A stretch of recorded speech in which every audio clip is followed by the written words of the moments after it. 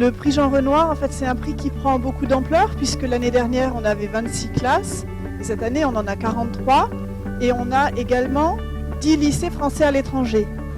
Ce qui est, je pense, intéressant, c'est que vous imaginiez, quand vous allez voir ces films, qu'en même temps, quasiment, tous ces élèves qui suivent le même enseignement que vous et qui sont très très loin sur la planète verront les mêmes films que vous.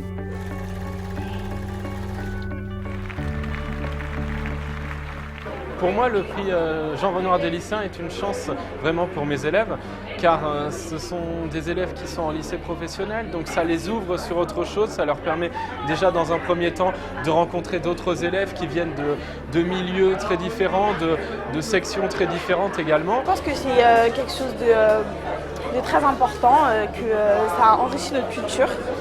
Mais ça nous apporte quelque chose de nouveau et c'est toujours bien dans notre scolarité d'avoir quelque chose en plus. C'est l'occasion pour eux en fait de voir des films qu'ils n'auraient jamais l'idée d'aller voir par eux-mêmes au cinéma, les ouvrir au cinéma d'art et d'essai.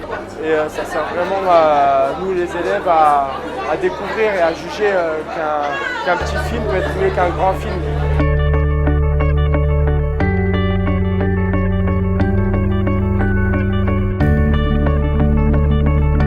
Ce prix Jean Renoir, aujourd'hui, il est l'expression du jugement de la jeunesse. Surtout, il n'y a pas beaucoup de lycéens qui peuvent faire ça. D'habitude, c'est des grandes personnes qui jugent des films.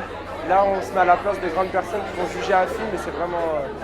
ça donne de la fierté. Par exemple, pour les personnes qui aimeraient, sans doute plus tard, aimeraient faire ces métiers-là, ça leur apporte du bonus, du plus.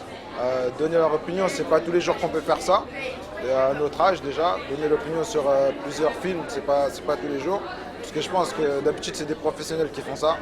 Parce que l'intérêt pour nous, c'est qu'avec ces films qui ont été sélectionnés, c'est de pouvoir ensuite en discuter. Chacun pourra exprimer ses arguments, ce qu'il a aimé, ce qu'il a moins aimé. Donc là, toute la partie débat va sans doute être aussi intéressante, si ce n'est plus encore que la diffusion du film.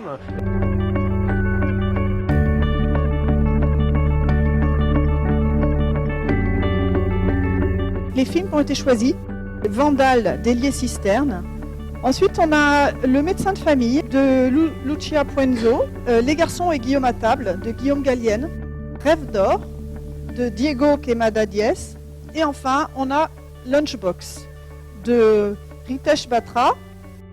L'éducation au cinéma est une de nos priorités, parce qu'on pense que le jeune public doit avoir la chance, et tout le monde ne l'a pas, mais au moins vous l'avez, de découvrir des films qui font la richesse du cinéma, pas seulement du cinéma français, du cinéma européen, du cinéma mondial.